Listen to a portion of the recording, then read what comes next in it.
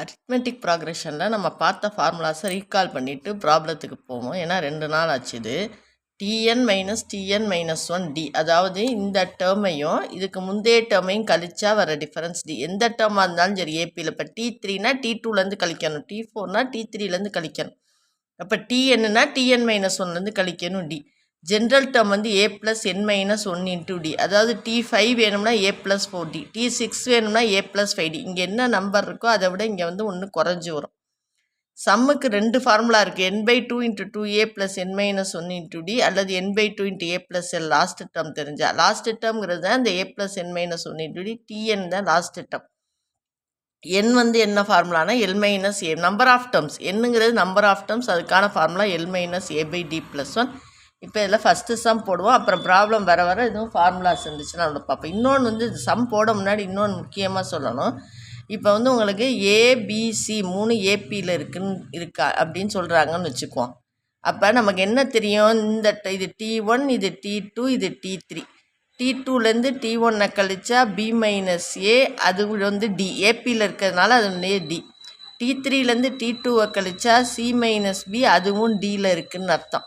அப்போ நம்ம என்ன எழுதலாம், B - a வந்து C - bக்கு ஈக்குவல்னு எழுதலாம். அப்போ இந்த B + b = C, இந்த -a இந்த சைடு வந்துடும். 2b = a + c அப்படிங்கிறது இதில் வர ஒரு கண்டிஷன்.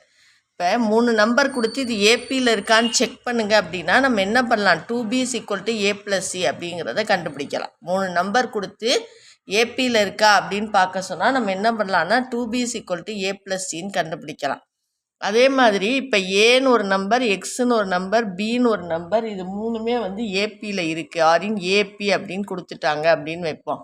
இதுக்கு இதே அரித்மெட்டிக் மீன். இதனுடைய அரித்மெட்டிக் மீன் ஏஎம். அரித்மெட்டிக் மீனை வந்து நம்ம என்ன சொல்லுவோம்னா ஏஎம்னு சொல்லுவோம். அரித்மெட்டிக் மீன் ஏஎம் வந்து என்னென்னா, இந்த மேலே உள்ள கண்டிஷன் படி இது என்னது, 2x = a + b. அப்போ x = என்னது, a + b/2. அப்போ அரித்மெட்டிக் மீனுக்கு ஃபார்முலா என்ன, a + b/2. இப்படி ஒரு நம்பர் மட்டும், 2 நம்பருக்குள்ளே நடுவில் ஒரு நம்பர் இருந்தால் அது மீன் நம்பர்னு அர்த்தம். நடுவில் இருக்குல்ல, இதனுடைய வேல்யூ என்னவாக இருக்கும்னா a + b/2வாக இருக்கும். இதை வச்சு தான் 2b = a + cன்னு வர மாதிரி 2x = a + b. அப்போ x = a + b/2. இந்த 3 நம்பர் ஏபியில் இருக்குது, நடுவில் உள்ள நம்பர் என்னன்னு தெரியணும். அதுதான் அதனுடைய அரித்மெட்டிக் மீனும். 2 நம்பருக்கு நடுவில் உள்ள நம்பர் தான் அந்த 2 நம்பருக்கான அரித்மெட்டிக் மீன். அது வந்து x = a + b/2.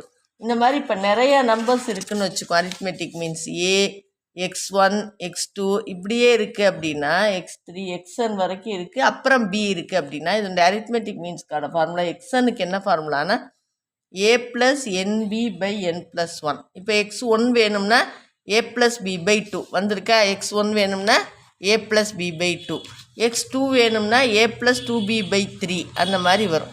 அதான் இது வந்து நிறையா நம்பர்ஸ் இருந்துச்சுன்னா அப்போ அதனுடைய அரித்மெட்டிக் மீன். ஒரு நம்பர் இருந்துச்சுன்னா x1, நிறையா நம்பர் இருந்துச்சுன்னா நமக்கு ஏற்ற மாதிரி போட்டுக்கணும். இதான் அரித்மெட்டிக் மீன்ஸ்குள்ள ஃபார்முலா. இன்னொன்று நீங்கள் இன்னொரு ப்ராப்பர்ட்டி தெரிஞ்சுக்கணும். ப்ராப்பர்ட்டி ஒன்று இருக்குது ஏபியில்.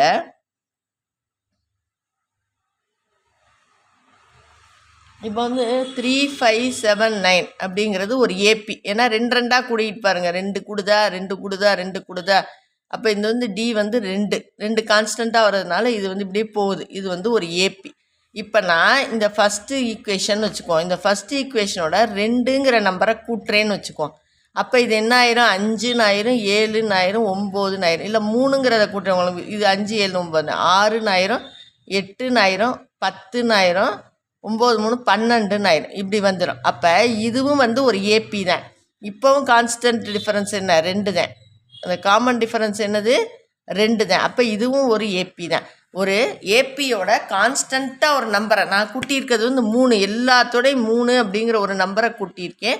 அப்போவும் இது ஒரு கான்ஸ்டன்ட் ஏபி தான். ஆனால் டி வந்து மாறாது.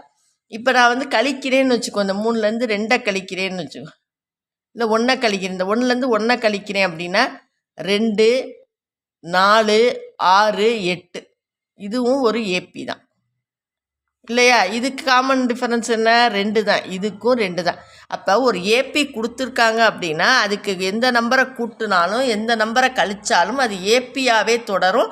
அதனுடைய காமன் டிஃபரன்ஸ் மாறவும் மாறாது. இது கூட்டல் கழித்தல்ல. இப்போ பெருக்கல்ல பார்ப்போம். இப்போ நான் வந்து 3 பெருக்கிறேன்னு வச்சுக்குவோம். 3 பெருக்கிறேன் அப்படின்னா 3 9 5 15 7 21 9 27 இப்படியே போகும். அப்போ இதனுடைய வித்தியாசம் என்ன? 6 கூட்டிகிட்டு it is still an AP. ஆனால் காமன் டிஃபரன்ஸ் என்ன ஆயிடுச்சு? 3 மடங்கு ஆயிடுச்சு. 2 இருந்தது 3 மடங்கு ஆயிடுச்சு. இது காமன் டிஃபரன்ஸ் 2. அதுவும் என்ன ஆயிடுச்சு? 3 மடங்கு ஆயிடுச்சு. 3ஆல் பெருக்கும்போது காமன் டிஃபரன்ஸும் 3ஆல் மல்டிப்ளை ஆகிக்கும். சரி, இப்போ 3ஆல் நான் டிவைட் பண்ணுறேன்னு வச்சுக்கோ. டிவைட் பண்ணும்போது 1 3ஆல் டிவைட் பண்ணுறேன். 1 5/3 7/3 3 இப்படி வரும். அப்போ இப்போ காமன் டிஃபரன்ஸ் பாருங்கள். 5/3 -1 2/3. இதுக்கு பாருங்கள், இது T1 T2 T3 T4. நான் இப்போ போடுறது வந்து T2 - T1. இப்போ வந்து 7/3 -5/3 என்ன வரும்? 2/3. இப்படி T3 - T2 என்ன வருது? காமன் டிஃபரன்ஸு 2/3 வந்துக்கிட்டு இருக்கு. அதாவது ஏற்கனவே இந்த டியை என்ன பண்ணியிருக்கோம்? 3ஆல் டிவைட் பண்ண மாதிரி வரும். இதெல்லாம் வந்து காமன் டிஃபரன்ஸ். அப்போ ஒரு ஏபி இருக்குது, அதை கூட்டினாலும் அதனுடைய ஏபியாக தான் இருக்கும், கழிச்சாலும் ஏபியாக தான் இருக்கும், பெருக்கினாலும் ஏபியாக தான். அதாவது ஒரு கான்ஸ்டன்ட் நம்பரால் ஒரு ஏபியை ஒரு கான்ஸ்டன்ட் நம்பரால் கூட்டும் போதோ அல்லது கழிக்கும் போதோ அல்லது பெருக்கும் போதோ அல்லது வகுக்கும் போதோ எந்த நிலையிலும் அது ஏபியாகவே தொடரும் அப்படிங்கிறது ஒரு ப்ராப்பர்ட்டி. அதை நல்லா புரிஞ்சுக்குங்க. சரி, அப்படி தொடரும்போது கூட்டும்போது தொடரக்கூடிய ஏபிக்கு காமன் டிஃபரன்ஸ் அதே தான்.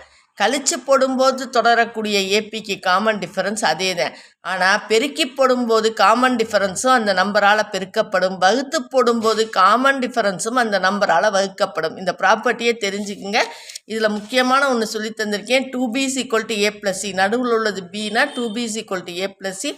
அதை வச்சு அரித்மெட்டிக் மீனுக்கு a+b/2, ஜென்ரல் அரித்மெட்டிக் மீன் எக்ஸனுக்கு a + nb/n+1. இந்த ஃபார்முலாவில் நீங்கள் படிச்சுங்க. நெக்ஸ்ட் வீடியோலேருந்து நம்ம ப்ராப்ளம் பார்ப்போம்.